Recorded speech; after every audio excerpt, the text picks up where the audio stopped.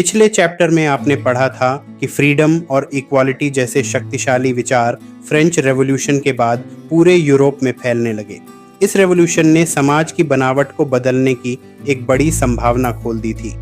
18वीं सदी से पहले समाज मुख्य रूप से जागीरदारी और वर्गों में बटा हुआ था। आर्थिक और सामाजिक शक्ति पर पूरा नियंत्रण जमींदारों और चर्च के हाथों में था। लेकिन अचानक क्रांति के बाद लगा कि इस पुराने ढांचे को बदला जा सकता है। दुनिया के कई हिस्सों में, यूरोप और एशिया समेत, लोग नए विचारों पर चर्चा करने लगे।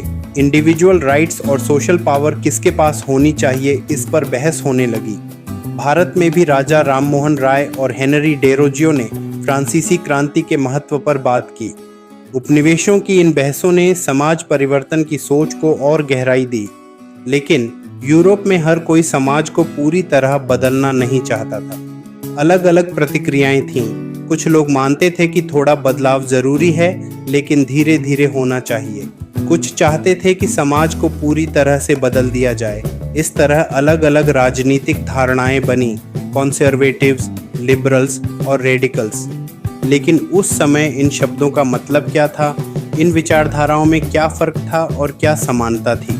हमें याद रखना चाहिए कि ये शब्द हर समय और हर जगह एक जैसे नहीं रहते।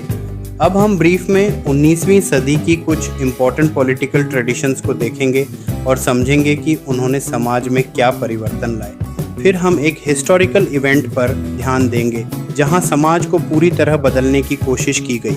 रशियन रेवोल्यूशन के जरिए सोशलिज्म एक बहुत ही महत्वपूर्ण और पावरफुल आइडिया बन गया, जिसने 20वीं सदी को आकार दिया।